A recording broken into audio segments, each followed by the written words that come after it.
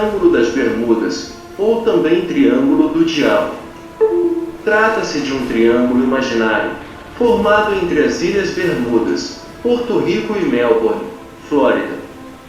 Área de 3.900.000 de quilômetros quadrados.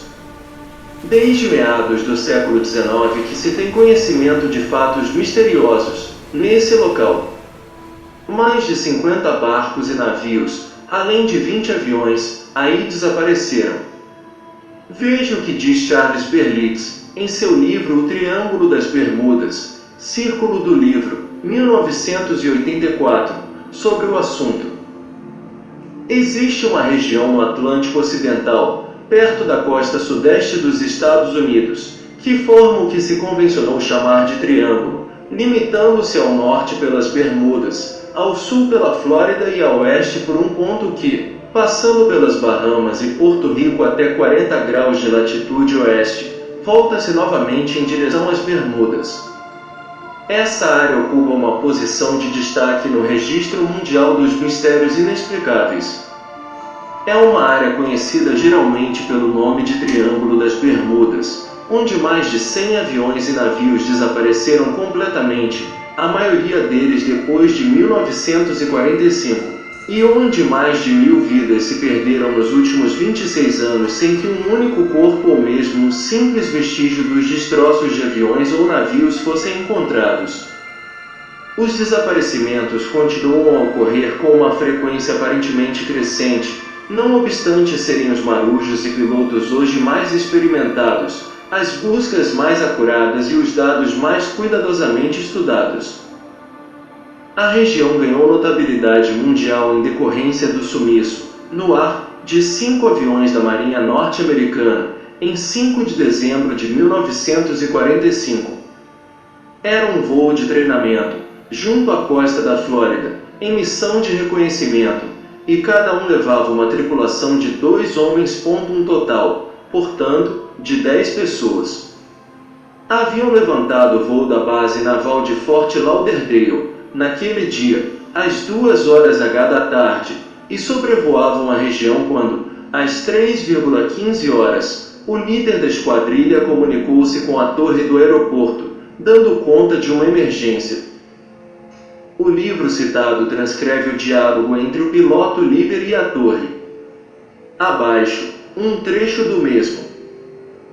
Chamando a torre. Isto é uma emergência. Parece que estamos fora do rumo. Não consigo ver a terra. Repito. Não consigo ver a terra. Qual é a sua posição? Perguntam da torre. Não estamos certos de nossa posição. Não tenho a certeza de onde estamos. Parece que estamos perdidos. Mude o rumo para o oeste. Respondem da torre. Não sabemos para que lado fica o oeste. Tudo está errado. Estranho. Não temos certeza de nenhuma direção. Até mesmo o oceano parece diferente, esquisito. Por mais algum tempo dura o diálogo, cada vez mais difícil as condições eletromagnéticas de comunicação. Às 4h00 da tarde, praticamente ficam incompreensíveis até que nada mais se ouve e cessam as comunicações. Um 6º avião saiu para socorrê-los, levando agora uma tripulação de 13 pessoas. E, inexplicavelmente, esse outro avião também some. Assim, 23 pessoas estavam desaparecidas.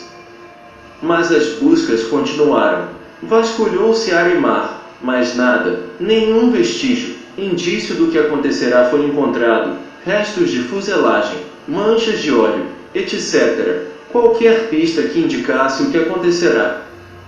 As condições de tempo eram ideais para voo. Os aviões dispunham de combustível mais do que o suficiente.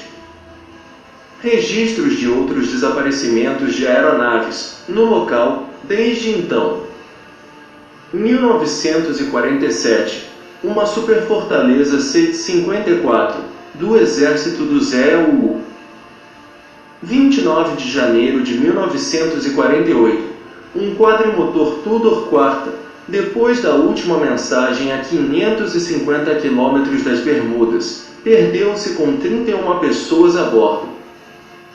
28 de dezembro de 48, um DC perdeu-se entre San Juan de Porto Rico e Miami, com 32 pessoas. 17 de janeiro de 49, outro avião, vindo de Londres para Santiago do Chile, via Bermudas, perdeu-se a 550 quilômetros dessas ilhas. Março 50, um Globemaster desapareceu na margem norte do Triângulo, em rota para a Irlanda. 2 de fevereiro de 52, outro avião, também ao norte do Triângulo, rumando para a Jamaica, perdeu-se, com 33 pessoas a bordo. 30 de outubro de 54, Super Constellation da Marinha Americana, ainda ao norte do Triângulo, sumiu, com 42 pessoas. 9 de novembro de 56, hidroavião da Patrulha Americana desapareceu próximo às Bermudas. 8 de janeiro de 62, avião-tanque KB-50 da Força Aérea Americana decolou de Langley Field, na Virgínia, mas não chegou ao seu destino, Açores.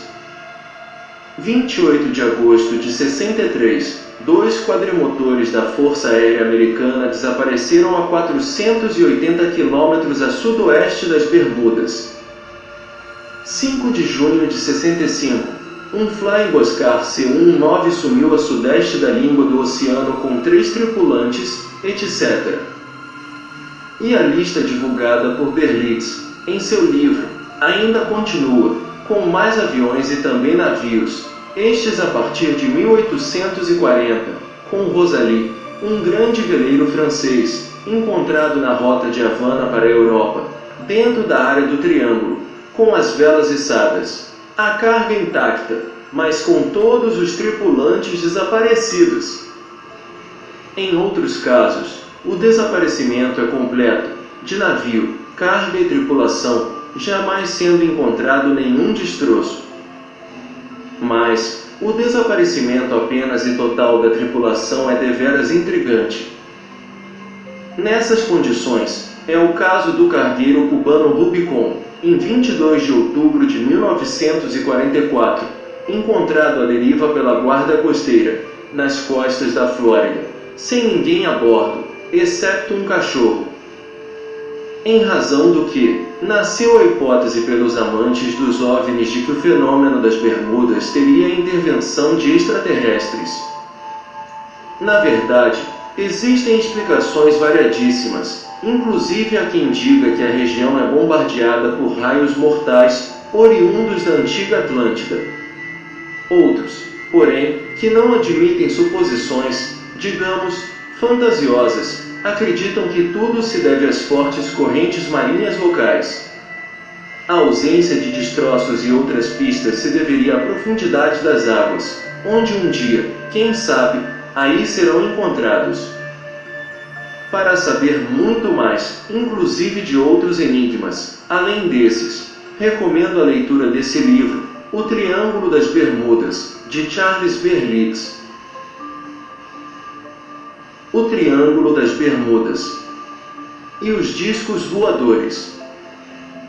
Faz décadas que os chamados discos voadores são responsabilizados pelo desaparecimento de aviões e barcos do lugar antigamente chamado Triângulo do Diabo, Triângulo Maldito, Triângulo da Morte, Mar dos Barcos Perdidos ou Cemitério de Barcos, atualmente, Triângulo das Bermudas. Os OVNIs têm sido frequentemente relacionados com a água. No mundo todo, muita gente garante ter visto luzes submarinas debaixo de navios, sem qualquer possibilidade de tratar-se de submarinos. Eles foram vistos pousados sobre a superfície de lagos, rios, do mar. Curiosamente, existe uma ilha, Porto Rico, que tem recebido inúmeras aparições de OVNIs. Por estar situada na misteriosa região, nosso interesse aumenta muito. O nome Triângulo das Bermudas que acabou se popularizando, se deve a um fato que ocorreu em 5 de dezembro de 1947, quando houve o desaparecimento até hoje inexplicado de 6 aviões navais da Marinha de Guerra dos Estados Unidos. Cerca de 1 hora depois da partida do avião, a torre de controle da base de Fort Lauderdale recebeu um estranho comunicado do comandante da esquadrilha, chamando a torre "circunstâncias críticas. Parece que estamos fora da rota. Não conseguimos avistar a terra. Não estamos seguros de nossa posição. Até o mar não é como deveria ser." Passado um tempo, a torre de controle não conseguiu mais falar com nenhum dos aviões, por razões até hoje não esclarecidas. A última mensagem recebida do comandante daquela esquadrilha dava conta de ventos fortes na rota dos aviões. Há quem diga que ele teria dito: "Estamos entrando na Água Branca, estamos perdidos, não me sigam." Mas essas mensagens não foram confirmadas. Nunca foram encontrados destroços ou os restos dos tripulantes. Desde então, misteriosas desaparições que ocorreram nesse triângulo mortal custaram mais de 1000 vidas e nenhum corpo foi recuperado, como também não foram achados destroços dos aviões ou barcos desaparecidos na região. A causa desconhecida que fez 6 aparelhos da Força Aérea Americana desaparecer devia ser a mesma que vinha dando sumiço a dezenas de embarcações na mesma área. Mas serão os mistérios do Triângulo insolúveis mesmo? Há quem pense que o mistério daquela região não seja um mistério, que todas as desaparições possam ser explicadas racionalmente e que tudo seria coincidência. No caso da esquadrilha de aviões desaparecida, muitos creem que tudo não passou de uma sucessão de vários erros dos tripulantes, da base de coincidências desastrosas na área, como os ventos mencionados pelo comandante. Os defensores do mistério contra-atacam, perguntando: como foi que não se achou um só fragmento, apesar da enorme busca? E os outros navios e aviões que se perderam nas redondezas? No século XIX. Em 25 de fevereiro de 1855, um navio de 3 mastros foi avistado por outro navegando à deriva, sem qualquer vestígio de sua tripulação. O carregamento estava intacto e os salva-vidas em seus lugares. Anos depois, em fevereiro de 1880, o navio escola inglês Atlanta, com 280 homens a bordo, viaja pela região rumo à Inglaterra. Sumiu no meio do caminho e seus destroços nunca foram achados. Num dia não determinado de 1881, nas proximidades dos Açores, um navio americano chocou-se contra uma barcaça abandonada, em bom estado. Nenhum sinal de vida foi achado a bordo dela. Alguns marinheiros americanos foram designados para controlar a barcaça vazia, mas uma tempestade impediu que as embarcações navegassem lado a lado todo o tempo. A barcaça foi achada algum tempo depois e, misteriosamente, os marinheiros americanos também tinham desaparecido. Região famosa.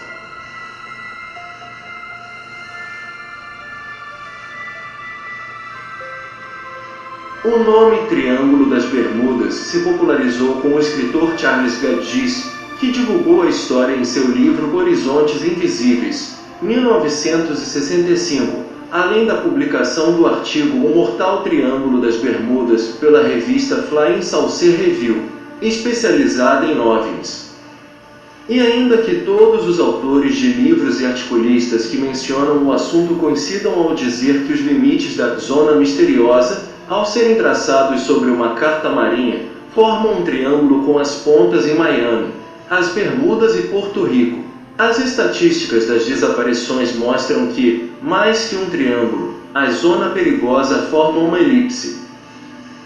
De qualquer maneira, seja triângulo, elipse ou qualquer outra forma geométrica, a maioria dos desaparecimentos de aviões e barcos aconteceu e ainda acontece dentro do Triângulo das Bermudas. Dentro dessa extensa zona, em que as profundezas do Oceano Atlântico superaram os 6.000 metros, é onde, como se disse antes, se localizou o maior número de desaparições inexplicáveis de barcos e aviões. Sobre este particular, vejamos o que diz um conhecido especialista em OVNIs, o espanhol Antônio Rivera, em um artigo publicado pela revista Cíclope, editada na Espanha. Mas existe uma zona do globo onde os desaparecimentos, não só de aviões, mas também de barcos, tornaram-se tão frequentes que só a sua menção basta para provocar um estremecimento nos marinheiros mais curtidos. Tudo começou com o petroleiro Marine Sulphur Queen, desaparecido em 3 de fevereiro de 1963, 2 quadrimotores modelo KC-135, desaparecidos com boas condições de tempo a 28 de agosto de 1963. O pesqueiro Suboy, desaparecido em 1º de julho de 1963 sem deixar rastro. Um avião petroleiro militar tipo KB-50, sumido a 8 de janeiro de 1962.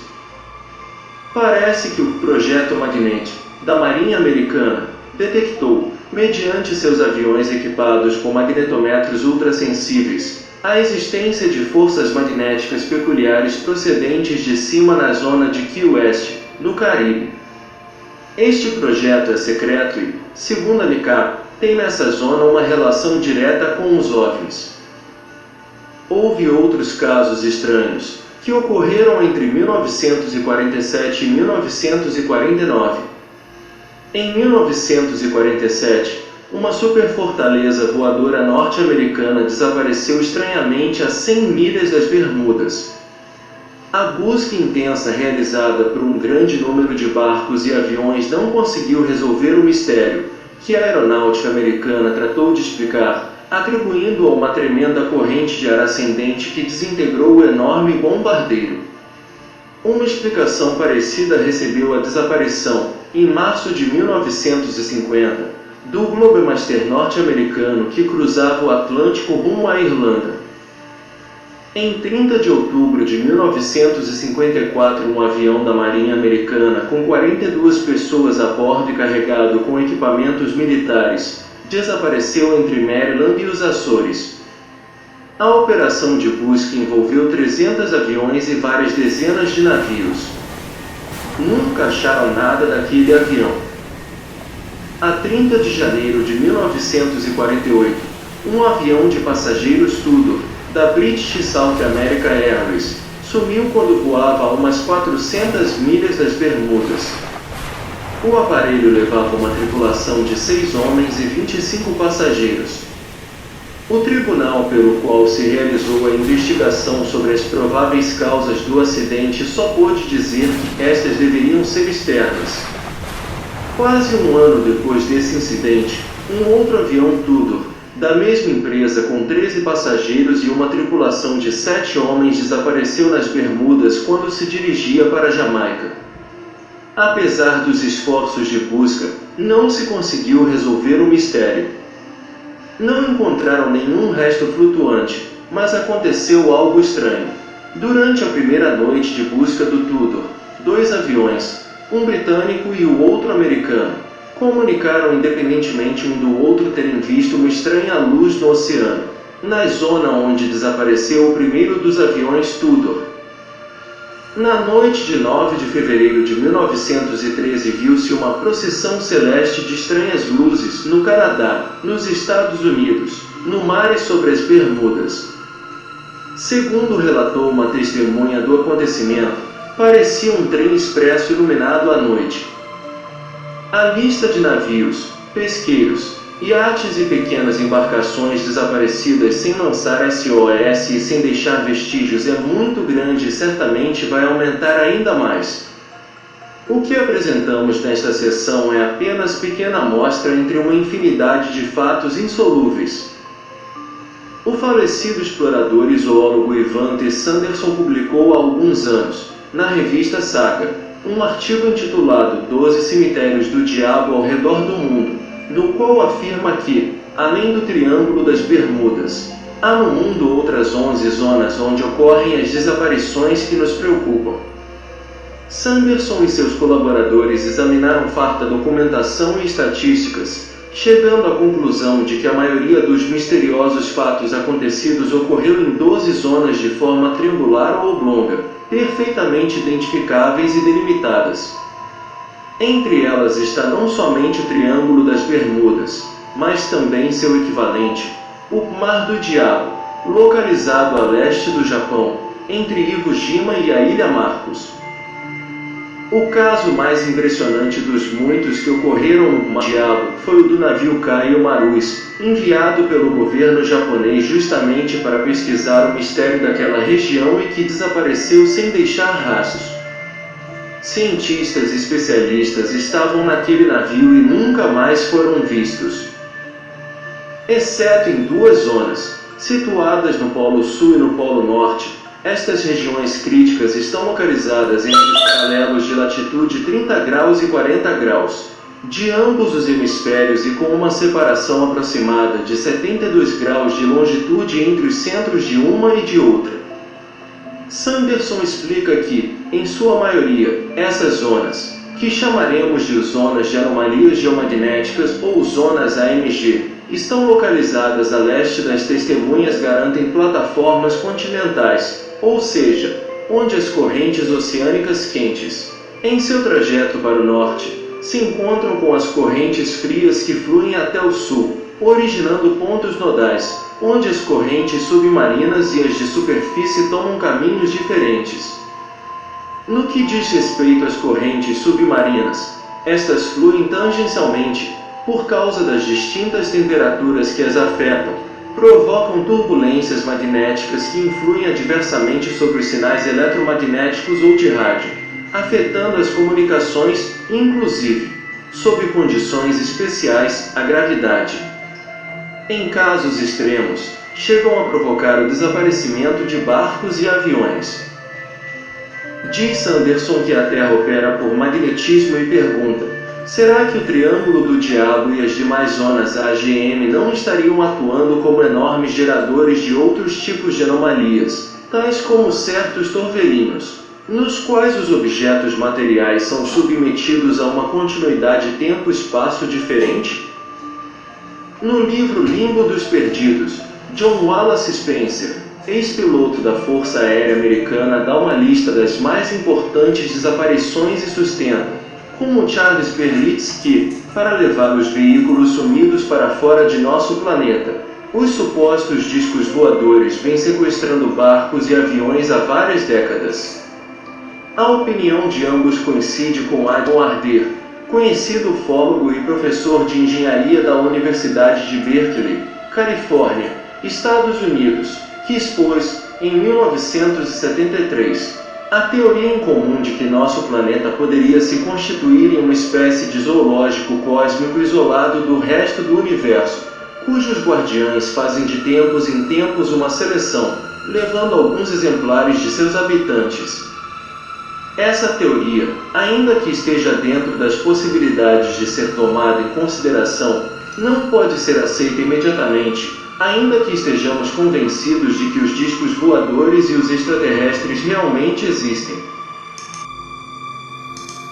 Admitindo, como Spencer, que existem 12 zonas AGM similares ao Triângulo das Bermudas e ao Mar do Diabo e considerando que se conhecem numerosos casos de embarcações que, depois de afundar, apareceram novamente a grande distância dos lugares em que sumiram, seria lógico admitir a possibilidade de algumas zonas AGM estarem se comunicando através do fundo do oceano, através de enormes fossas ou túneis submarinos.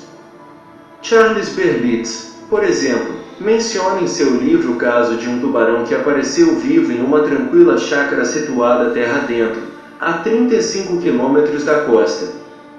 É razoável pensar que, se duas zonas AGM se encontram interligadas, as anomalias de qualquer tipo que ocorram em uma delas terão a sua contrapartida na outra e que, se o nível da primeira baixa por qualquer razão, o nível da outra se elevará. Essas diferenças de nível poderão ser lentas ou repentinas, dependendo do fenômeno que as provocar. É importante levar em conta que, Se por qualquer motivo houver uma repentina redução do nível, isto poderá abranger até várias milhas de profundidade. Nesse caso, o volume de água afetado seria enorme e não só arrastaria consigo até seu vórtice, dentro de um redemoinho, tudo que se acha na superfície do mar como tudo que estiver no ar, pois a grande massa de ar ocuparia o vazio deixado pela água deslocada. Tratando-se das profundidades que existem nas zonas AGM, que oscilam entre 6 e 15 mil metros, nada do que se precipite até o vórtice do redemoinho poderá voltar à superfície, o que se deve às grandes pressões que uma massa de água dessa ordem impõe. Sabemos que aviões em voo se encontram sujeitos à ação de correntes ascendentes ou descendentes, que muitas vezes provocam descidas súbitas de até 3 ou 4 mil metros, exigindo da estrutura desses aparelhos um esforço de tal grandeza que, muitas vezes, chegam a destruí-los em pleno voo. Um avião que estivesse sobrevoando uma dessas zonas AMG a uma altitude suficientemente baixa, seria arrastado pela massa de ar que preenche o vazio deixado pela massa de água. O avião seria absorvido até o vórtice do redemoinho e não voltaria à superfície. Ele também seria esmagado pelo peso enorme da água que o encobriria. O que se aplica a um único avião também serve para uma esquadrilha deles. Fenômenos ameaçadores. Uma observação comum em todos os relatos referentes ao Triângulo das Bermudas. Nesta vasta área são observados vários fenômenos naturais diferentes, pois não são observados facilmente em outras regiões do mundo. São fenômenos naturais gigantescos e mais frequentes que em outras áreas. Parecem igualmente ameaçadores a quem viaja nas redondezas. Por exemplo, somente nas águas das Bermudas existem as cavernas submarinas conhecidas como buracos azuis. Milhares de anos atrás, elas estavam na superfície e com a terceira glaciação, os mares se elevaram e submergiram boa parte das costas. Esses buracos azuis se ramificam em túneis e desvios e que, às vezes, se comunicam com as águas interiores das ilhas. Eles são o mar dentro de outro, com seus peixes, suas correntes e seus fenômenos. Uma expedição submarina encontrou um pesqueiro encravado numa dessas grutas submarinas. Serão eles os responsáveis pelos navios desaparecidos no Triângulo? Isso seria válido apenas no caso de pequenas barcas e iates, nunca para grandes navios. Os vórtices profundos são realmente perigosos às grandes embarcações. São verdadeiras goelas que se destacam das grandes correntes oceânicas. Os vórtices podem tanto aparecer próximos à superfície como a grandes profundidades, abaixo até dos 400 metros de profundidade. Eles foram descobertos por acaso, quando um oceanógrafo fazia pesquisa com boias e notou que algumas delas desapareciam diante de seus olhos, como que tragadas por alguma força misteriosa. Em 1970, uma importante universidade americana planejou aprisionar um vórtice oceânico e a pesquisa se realizou exatamente nas águas das Bermudas. Desde então, sabemos que os vórtices são frequentes, numerosos e diferentes um do outro. Isso mostra que a natureza ainda tem forças desconhecidas. Quem sabe uma delas seja responsável pelo sumiço de aviões e navios. Existem ainda as trombas d'água, gigantescas colunas de água capazes de esmagar navios ou precipitar aviões que voem a baixas altitudes.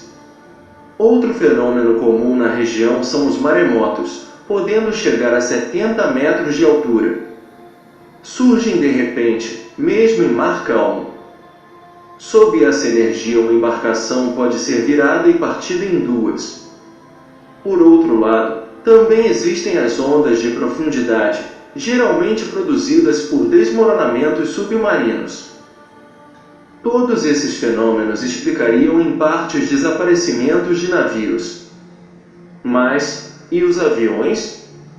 Nos últimos anos, cientistas vêm estudando certas perturbações atmosféricas, como as turbulências de ar claro, furacões repentinos que surgem do choque de massas de ar de níveis diferentes. Esse tipo de turbulência escapa das previsões dos meteorologistas. Enfrentando esse tipo de perturbação, seria como se um avião tivesse pela frente um muro e não pudesse ultrapassá-lo. Outro fenômeno igualmente assustador é a tempestade de supernova, violentíssimo temporal, com a diferença que cresce com grande rapidez, tem curso fulminante e desaparece depressa. Todas essas teorias explicariam todos os desaparecimentos nas Bermudas? Alguém já conseguiu escapar de um desastre naquele famoso triângulo? Os que escaparam.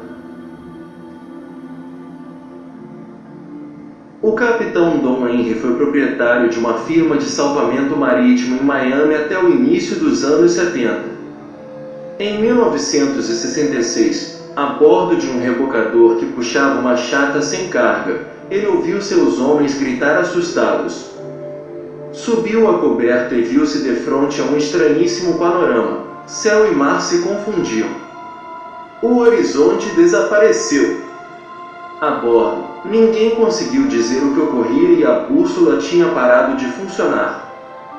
Felizmente, os geradores continuavam funcionando e gerando energia. Uma névoa densa surgiu repentinamente na área, a ponto de esconder a chata que era rebocada. O capitão acionou os motores ao máximo, mas a chata parecia oferecer resistência para ser puxada. Muito tempo se passou até que se conseguisse retomar o reboque da chata. Quando isso aconteceu, os homens ficaram espantados ao notar que, fora da zona crítica, as condições atmosféricas eram absolutamente normais, possibilitando grande visibilidade em todas as direções. Um fenômeno inexplicável tinha concentrado a neblina naquele ponto, criando condições em tudo excepcionais. As ondas em redor das duas embarcações, por exemplo, eram bastante agitadas. Outro incidente parecido também envolveu um rebocador que puxava um barco pesqueiro. O mar estava ligeiramente agitado e o tempo era bom. Súbito, uma força misteriosa começou a puxar o barco para baixo. Era muito forte, mas parecia poupar o rebocador, atingindo apenas o pesqueiro. Também nesse caso, as duas embarcações conseguiram chegar a águas tranquilas, permanecendo intactas. Outros triângulos da morte. Há pelo menos 12 pontos que apresentam as mesmas perturbações magnéticas do famoso Triângulo das Bermudas.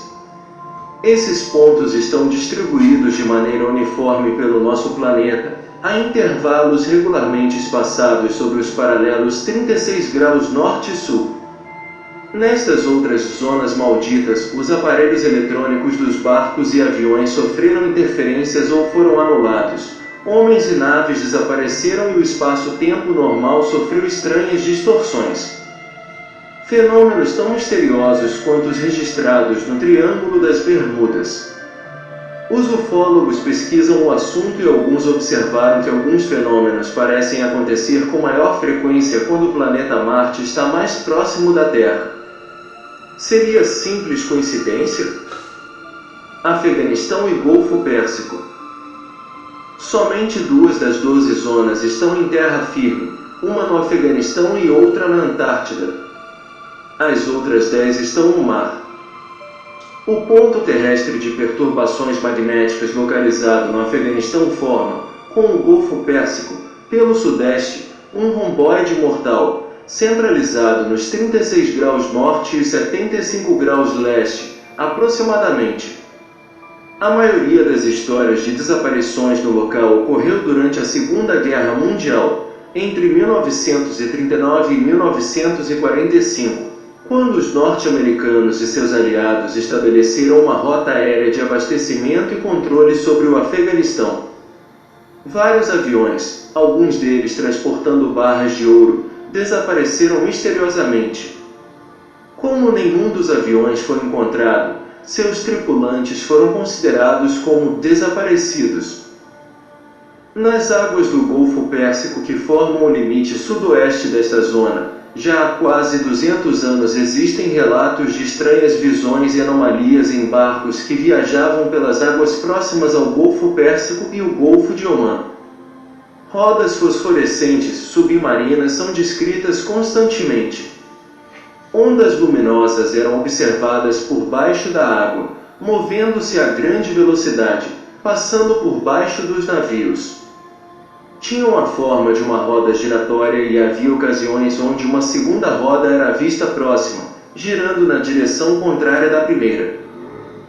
O famoso autor americano Charles Fort, no livro dos Condenados, apresenta boa quantidade de relatos sobre rodas luminosas nesta e nas outras zonas de perturbação. Apesar das coincidências entre todos os eventos, não ficou possível que gigantescas rodas luminosas são encontradas sobre a superfície do Golfo e o que podem estar fazendo naquelas águas. Para explicar esses fatos, alguns autores e pesquisadores têm algumas teorias. O célebre astrônomo Carl Sagan, junto com os autores franceses L. Pauwels e Jacques Bergier, disseram que os fenômenos tinham ligação com misteriosos homens-peixes vindos do espaço e que se instalaram nas profundezas do Golfo Pérsico. Estes alienígenas seriam os Akalus, mencionado por um sacerdote babilônico de 400 anos antes de Cristo. Este sacerdote, chamado Beroso, teve acesso a rolos e tábuas de escrita cuneiforme de milhões de anos de antiguidade, que ele sabia ler. Beroso traduziu tudo para o grego clássico. Carl Sagan baseia sua teoria dos homens-peixes nos fragmentos antigos de Core, onde foram compilados vários textos de Beroso. Pela leitura destes textos sabemos da existência de um homem-peixe chamado Anis, que tinha um corpo pisciforme, mas andava erguido e vivia como um anfíbio. Segundo se descreve desta criatura fantástica, sob sua cabeça de peixe havia uma segunda. O Anis teria sido o primeiro educador, ensinando aos homens a construção de casas, além de tê-los iniciado na escrita, nas ciências e nas artes. Depois, apareceram outros seres parecidos com o Anis. Um deles foi o anedoto Musar o Anis, também procedente das águas do Golfo Pérsico. Os Akalus são representados como animais-homens inteligentes, que revestiam seu corpo com uma espécie de capacete e manto. Por suas características, os Akalus seriam de um planeta no qual a água era abundante. O pesquisador americano Robert K. G. Temple acredita que este planeta aquático poderia ser um dos que orbitam ao redor da estrela Sirius. Essa estrela está a 8,7 anos-luz da Terra e tem em sua companhia uma estrela anã branca, chamada de Sirius B, descoberta nas primeiras décadas do século XX. Espantosamente, uma tribo de Mali conhece a existência de Sirius B há séculos, garantindo também que há uma outra rodeando Sirius. Um desafio para os astrônomos. De acordo com a tradição daquela Temari, seus conhecimentos astronômicos lhes foram passados pelos egípcios, que por sua vez os teriam recebido dos sumérios. As profundezas dos oceanos ainda são habitadas por homens-peixe? Os descendentes dos primeiros Akalus continuam visitando a Terra? O mistério parece longe de uma solução. Aviões fantasmas nas regiões árticas. As regiões árticas foram palco de estranhas aparições que só recentemente vieram a público. Trata-se de relatos sobre os chamados aviões fantasmas que, entre 1932 e 1933, sobrevoaram a Península Escandinava. Segundo inúmeros testemunhos, esses aparelhos tinham a forma de grandes aviões cinzas e faziam manobras impossíveis às nossas aeronaves comuns. Emitiam raios luminosos que clareavam o terreno sobre o qual viajavam como se fosse dia. Os governos escandinavos levaram a sério estas notícias e promoveram ampla investigação, concluindo que havia uma circulação aérea ilegal sobre as zonas militares secretas da região. O fenômeno que mais chamou a atenção nestas regiões ocorreu no grande arquipélago de Spitsbergen, situado nas regiões árticas ao norte da Europa. Hoje faz parte da Noruega e lá ainda se caçam focas e ursos brancos. Este local foi cenário do avistamento do chamado Disco de Spitsbergen, observado em 1952 por pilotos militares noruegueses. Acreditando tratar-se de um avião acidentado, o governo da Noruega mandou uma equipe de resgate, que encontrou os destroços. Era um disco voador, muito danificado. Apesar do dano, não restou dúvida de que era uma nave alienígena. Como a descoberta desse aparelho coincidiu com a época em que o governo norte-americano impôs sigilo sobre objetos voadores não identificados, tudo foi escondido do público. Bases submarinas de OVNIs. Alguns ufólogos creem que a maioria dos OVNIs vistos na América do Sul, principalmente na Patagônia, no Chile e no Brasil, podem vir de bases submarinas localizadas na Antártida, por exemplo. É interessante notar que há um lugar naquela região onde o clima é completamente benigno, com uma vegetação correspondente a uma zona temperada e onde se poderia viver com normalidade. Este ponto está rodeado por uma cortina de tempestades magnéticas que impedem a entrada de aviões. Um lugar ideal para possíveis visitantes alienígenas. Em julho de 1965 foram vistos fenômenos aéreos nas bases que a Argentina, o Chile e a Inglaterra mantêm na Antártida. A base Arturo Prat, do Chile, notificou a visão de um OVNI em 19 de junho de 1965. Era um objeto que voava em zigue-zague, visto também por cientistas ingleses e argentinos. Aquele OVNI só não foi fotografado porque o avistamento durou uns poucos segundos, mas sua presença foi detectada por alguns aparelhos meteorológicos, que sofreram interferência eletromagnética. Verdadeiras frotas luminosas são vistas frequentemente na região da Patagônia, Argentina. Em 28 de julho de 1964, por exemplo, as autoridades de Puerto Madryn receberam uma mensagem do navio caçador comunicando a visão de uma luz diferente. Um barco da Noruega que navegava na região também presenciou aquele avistamento. Austrália e Nova Zelândia. Em pleno Oceano Índico, na Austrália, também existe uma área curiosa. E quase sobre a Nova Zelândia, há uma outra. Desde o final do século XIX, visões misteriosas são notificadas por lá, mencionando aterrissagens em mares, rios, lagos, etc. OVNIs foram relatados em 14 de julho de 1959 na ilha do Príncipe de Gales, quando um objeto vermelho foi visto. No chamado Refúgio de Carumba, fenômeno parecido também descrito. Em 16 de junho de 1962, por exemplo, um misterioso aparelho prateado foi avistado. 10 anos antes, em 27 de novembro de 1952, um piloto viu sobre a zona de Nedim, na Nova Zelândia, um grande OVNI emitindo um resplendor cinza azulado e que voava a uma velocidade estimada em 450 km por hora. O incidente mais surpreendente registrado naquela região ocorreu em 6 de fevereiro de 1955 em Greymouth, quando uma violenta explosão, ouvida em boa parte do país, ocorreu no exato momento em que um ponto luminoso era observado no céu. Triângulos da África do Sul e do Pacífico. No Pacífico Norte está uma das zonas de perturbação, formando o vértice de um triângulo imaginário e cujas outras duas pontas estariam ao leste e ao noroeste da Califórnia, Estados Unidos. Em março de 1945, marinheiros americanos viram uma esfera escura sair do mar. Ela deu uma volta ao redor da embarcação onde estavam, para desaparecer no horizonte. Ao norte, aos 27 graus 30 de latitude sul, fica a Ilha de Páscoa, onde já se registraram importantes alterações magnéticas em aparelhos eletrônicos de barcos.